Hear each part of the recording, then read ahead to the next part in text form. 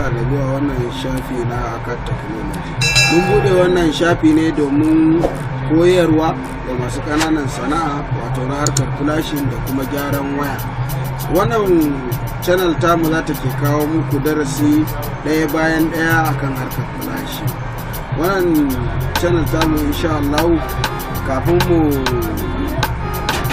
ci gaba da koyarwa da flashing za mu yi bayani akan me mutum yake bukata kafin ya fara flashing.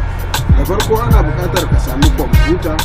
Idan ka samu kwamfuta ana so kuma kwamfuta ta zama tana da accessories mai kyau, sannan a ce kwamfuta tana da RAM mai kyau wanda ya wuce 2 gig ko daga 2 gig zuwa sama. Wannan ita ce kwamfutar da za ta yi maka harkar flashing.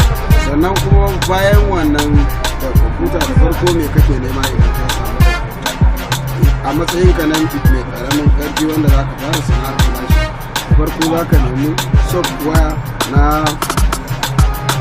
drivers su ne abu na farko da mutum zai fara mallaka kafin ya fara yin flashing. Sannan kuma sai nemi software na application din da zai yi amfani da shi.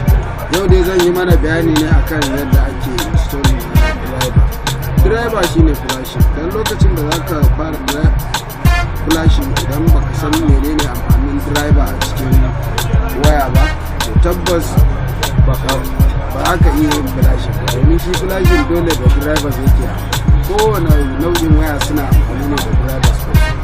A wayoyi suna da yawa, MTK, Cancom, Xiaomi, Redmi haka da dai sauransu. Yana da kyau ka nemi drivers na waɗannan wayoyi kafin da farko dai zan koya mana yadda ake install na Miracle Driver. Wannan shine driver wanda yake kunshe da drivers da yawa a cikinsa. Misali wannan shine Miracle Driver installation 1.00. wannan shi yana aiki a kowane window yana aiki, sannan kuma yana amfani a 32 bit, yana kuma amfani a 64 bit. Da farko za mu shiga installation ɗinsa. Da farko abin da za mu fara yi shine za mu shiga cikin Miracle Driver, za mu buɗe shi.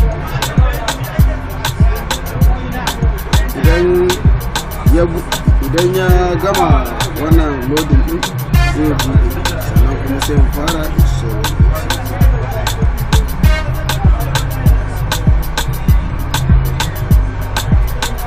Kada ku gaji ba, dole sai mutum ya jira wani lokaci idan abu yana loading.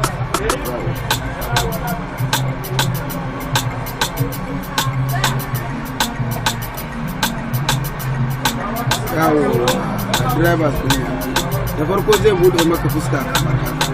Idan bari mu dauki wannan dangane, idan ya bude maka fuska kamar haka a nan wajen zai ce maka I disagree, baka yadda ba kenan. Nan kuma I agree, na yadda yi amfani da wannan abu. Za ka tafi nan wajen, kaga alamar baki ya sai ka zo next. Idan ka shiga next wannan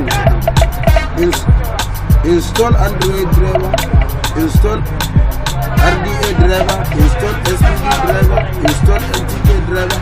Wayannan su ne drivers ɗin da aka mafi yawancin wayoyi sun fi amfani da wayannan drivers. Su ne misali bari in rike ku da yawa. Wannan shine Android driver. Idan ka shiga ciki zai buɗe kamar haka, sai ka danna yes. Idan ka danna yes za ka danna next.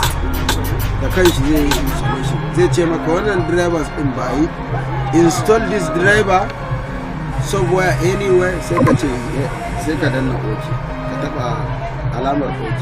Wato wannan drivers din zai sauka a cikin kwamfutar ka. Kun gane ai, yanzu ga drivers din yana installation.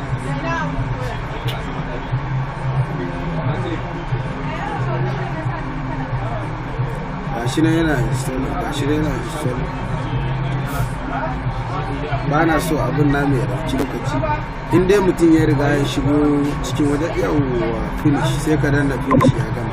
Haka za ka shiga cikin ɗayan ba, haka za ka zo ka danna back sai ka dawo dukkan su a haka za ka dinga shiga kana yin install din su. Idan ka tabbatar ka gama install din kowanne to daga wannan lokacin driver su zauna saurare mu a darasi na gaba insha Allah za mu kawo muku yadda ake install din software. Sannan shi wannan miracle driver din za mu sauke muku link din a description ga mai bukata sai da mu.